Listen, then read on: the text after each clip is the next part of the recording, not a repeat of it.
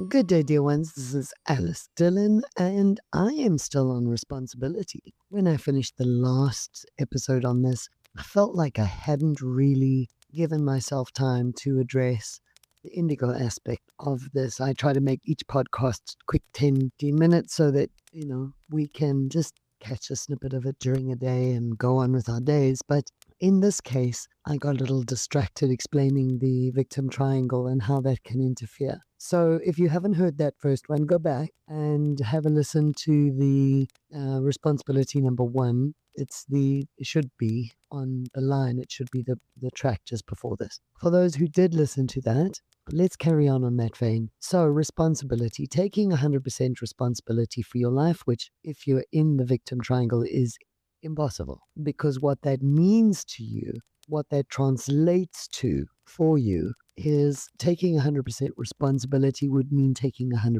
of the blame, because within the victim triangle, everything is about blame and shame. So you can't possibly take responsibility for something when you're seeing it in the perspective of blame. If you're outside of the victim triangle and you know that most of the people on this planet are just doing the best they know how, and yes, a lot of people are subjected to mind-bending manipulation, and a lot of people fall victim to it. And, there we go. But if you've stepped out of the triangle, you know that you have the power to influence what comes into your life. And you know that what comes into your life will be about, a lot of it will be about what you're paying attention to. So the frequency you're setting, the dial or the station that you're tuned to, is a lot of the time what you are attracting. Where this gets a bit mind-boggling for people, especially clients who'll come and they'll say to me, no, but I haven't been thinking about this. I haven't been paying attention to this. And still it shows up and it keeps showing up in my life. What also sets frequency is unresolved trauma. So if you have unresolved trauma in your life, that's still buzzing in the back there, you stashed it somewhere and you've never gone back and dealt with it, it will also be emitting a frequency, and that frequency will quite possibly bring up things into your life. And the way to move past that, obviously, is to get into that trauma, find ways to release it. And there are a lot of really good processes that you can employ, even on your own, even at home.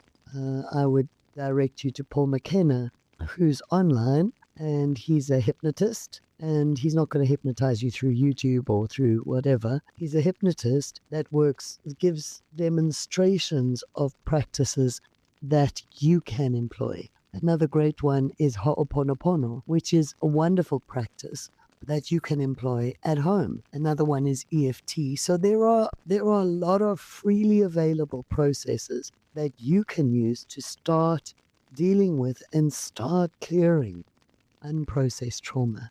And I would absolutely encourage you to go ahead and grab one, even if it feels stupid or you look at it, he's never catch me doing that. You know what? Take the bull by the horns. Give it a go.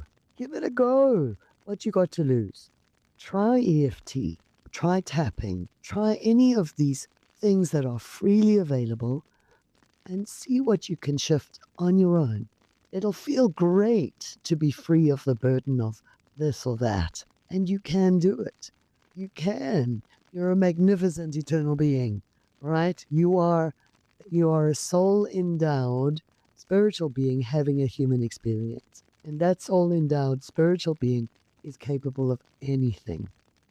So this human form, this human experience that you created, yeah, it's got some hiccups. It's got some hang-ups. It's got some frequencies that it's emitting that are bringing not so pleasant things into the experience. It's okay. There are ways to clear that. All right. The next thing is, so once we've cleared as much of the trauma, we're in process of doing the clearing. Then the next step is to try to focus as much as possible on maintaining a high frequency. So reaching for love, at least contentment, excitement maybe, getting into a positive framework in your days and saying, look, I'm capable of great things. I can achieve anything I set myself. I can dream it into being. I'm going to spend enough time focusing on what it feels like to be abundant, to feel safe, Safety is a big thing these days. So spend as much time as you can in the feeling of safety. Just create safe space for yourself. Feel that safety and spend time there.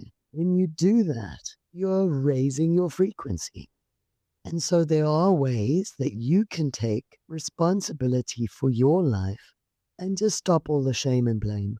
Nobody's going to beat you up for where you are. You're the only person that detriments by keeping yourself in a victim triangle. So let's take a step outside it. Let's try, okay, I'm going to do this thing. I'm going to take 100% responsibility for it.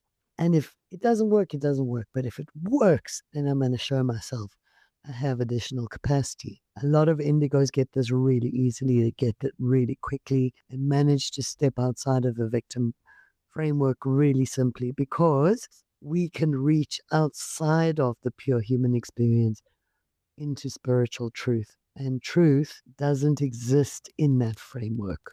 Truth is not a big priority when you're in survival. So our drive and our yearning is to stand in truth and stand in authenticity and be beautiful, live in a beautiful world with beautiful people and be happy. Happy, happy, joy, joy.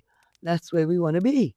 So, as an indigo who's kind to people, who has these really highest goals, if you've managed to step outside of the victim triangle, and you now look around at the world and you see, am I responsible for the guy who cuts in front of me when I'm driving along, just doing my own thing? Well, no, I mean, that guy is also responsible for what he's doing.